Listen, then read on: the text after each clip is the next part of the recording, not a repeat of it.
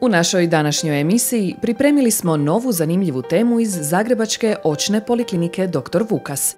Zahvaljujući stručnosti i iskustvu specijalista i zdravstvenih djelatnika, ova eminentna oftalmološka ustanova ove godine obilježava značajnu obljetnicu – 25 godina rada i slovi za jednu od najuspješnijih u jugoistočnom dijelu Europe.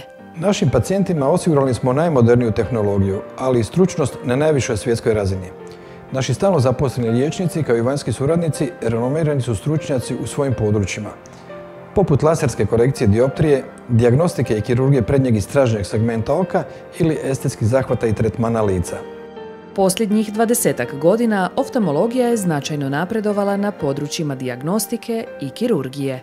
Kada govorimo o dijagnostici, moderna tehnologija omogućava raniju detekciju određenih bolesti i stanja, što značajno utječe na ispravnost dijagnoze te ishod terapije.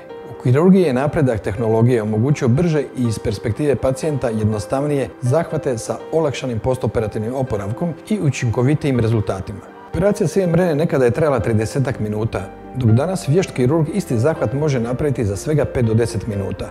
Također prava su revolucija femto i ekscimer laseri za korekcije različitih grešaka vida. Nema sumnje kako je u očnoj poliklinici Dr. Vukas sve primarno usmjereno prema pacijentima. U očnoj poliklinici Dr. Vukas težište nikad nije bilo na broju izvršenih operacija ili pregleda, već da sve ono što napravimo bude prema najvišim standardima.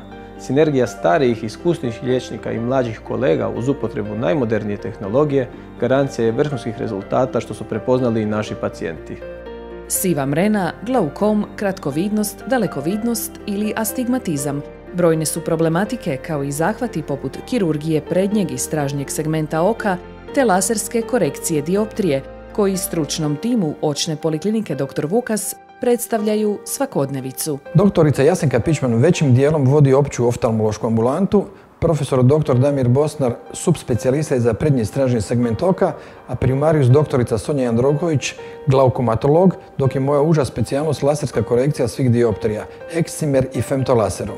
Trenutno surađujemo sa subspecijalistom za prednji segment oka, dr. Peterom Preskarom iz Slovenije, te vitroretinalnim kirurgom, profesorom dr. Stefanom Zenonijem iz Italije. Naravno, pravovremeni pregled i dijagnostika od iznimne su važnosti za uspješnost zahvata. U opću ambulantu najčešće se naručuju pacijenti koji dolaze na prvi potpuni oftalmološki pregled ili su nakon otkrivene sumnje na problem s očima upućeni na detaljnu obradu. Potpuni oftalmološki pregled podrazumijeva određivanje vidne oštrine, mjerenje očnog tlaka i pregled očne pozadine na biomikroskopu.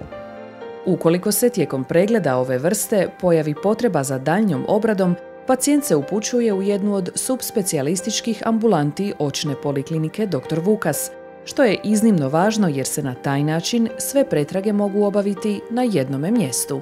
U retinološkoj ambulanti tretiramo niz stanja na očnoj pozadini. Retinološka obrada uz potpuni oftalmološki pregled uključuje i OCT, digitalnu analizu očne pozadine koja radi izmjere u mikronima. Navedene su promjene iznimno sitne, pa ih naše oko ne može registrirati, zbog čega nam uvelike pomaže tehnologija. Stanja koja tretiramo najčešće su degenerativne prirode zbog životne dobi ili su to komplikacije na očima uzrokovane sistemskim bolestima poput dijabetesa ili povišenog krvnog tlaka. Spomenimo kako je uz oftalmologiju segment djelatnosti u očnoj poliklinici Dr. Vukas i estetika. Radi se o dva iznimno popularna estetska tretmana, dermalnim filerima i botoksu. U estetici se upotrebljavaju za prevenciju i popunjavanje bora, te poboljšanje kontura i revitalizaciju lica. Postupak je brz, bezbolan i siguran, a rezultati vidljivi odmah nakon tretmana, što je zapravo i primarni razlog njihove popularnosti, pogotovo među ženskom populacijom. Od kirurških estetskih zahvata najčešći je blefaroplastika ili podizanje vjeđa, zahvat kojim se uklanja višak kože na gornjim ili donjim vjeđama.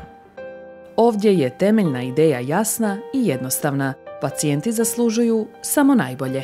Naše su smjernice od osnutka jednake. Važno je pratiti trendove u medicini, ulagati sredstva u opremu te educirati djelatnike.